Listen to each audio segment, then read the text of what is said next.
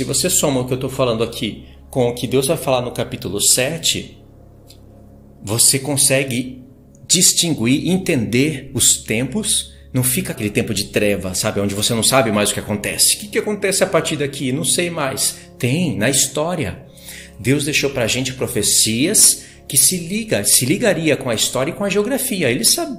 Deus sabia que hoje nós teríamos acesso a todos esses conteúdos em uma qualidade muito aumentada, seriados, estudos de pessoas que passaram anos estudando e conseguem fazer um resumão para você no YouTube com quadro. Basta você querer. E nós iríamos colher as informações e iria coincidir com a história. Ou seja, nas pernas da estátua houve uma quebra de padrão. Ali Deus está falando de reinos e não somente do Império Romano. Não tem nem como ser, não coincide com a história.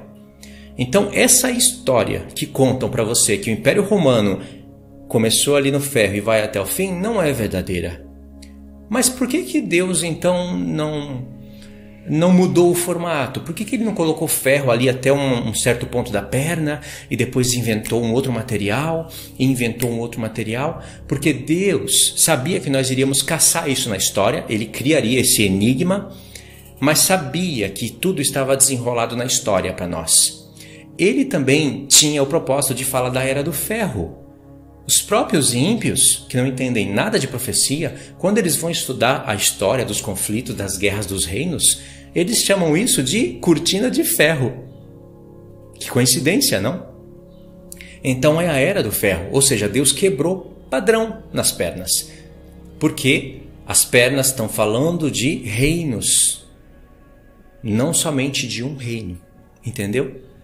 Mas é contado ali Babilônia, Pérsia, Grécia e Roma. De fato, Roma se iniciou ali. Só que aí, presta atenção nisso que agora o raciocínio começa a ficar mais lógico. Por que ferro até o fim? Roma. O Império Romano, ele conseguiu fazer o que nenhuma outra cidade fez. O que nenhum outro império fez. Ele já é um império diferenciado, né? Quando você olha para Daniel capítulo 7, você vê que o quarto animal é diferente de todos os outros. E ele tem uma cabeça com 10 chifres. Aquilo ali tudo não é o Império Romano, claro. Deus fez um resumão na história ali pra gente. Mas o corpo do animal, que tem unhas de bronze, ali é Grécia e Roma, sim. Certo? Então o Império Romano, vê que em Daniel 7, Deus não está falando do quarto animal ali. Não tem como Deus falar da divisão do Império Romano através do quarto animal. É um corpo só, não é? Mas quando você olha para as pernas, tem divisão de reino. Olha que incrível isso. No terceiro animal, você vê um leopardo com 4 cabeças. Aí Deus está falando da divisão do Império Grego. Ou seja, do Império Grego, Deus está falando da divisão em Daniel 7. Mas da divisão do Império Romano, não deu para falar ali no quarto animal. Ele falou em Daniel 2, através das pernas da estátua. Entendeu? Tem que sempre somar as informações. Então, o quarto animal, ele é o Império Romano, diferenciado de todos os outros. E aí Deus fala que daquele mesmo reino surgiriam 10 reis. Daquele mesmo reino qual? O Império Romano. Mas o que Deus está querendo falar para você é que você tem que conhecer a história do Império Romano. Ele caiu pelos bárbaros, Roma Ocidental caiu pelos bárbaros, e aí você estuda na história. O que vai acontecer com as tribos bárbaras, com os germânicos? Qual é o reino que ele vai se tornar e quais são os países que eles haveriam de se tornar hoje? E a perna esquerda, oriental, foi o Império Bizantino, Roma Papal está ali, mas caiu pelos turcos otomanos. E ali fica mais fácil da gente ver porque tem o mundo oriental.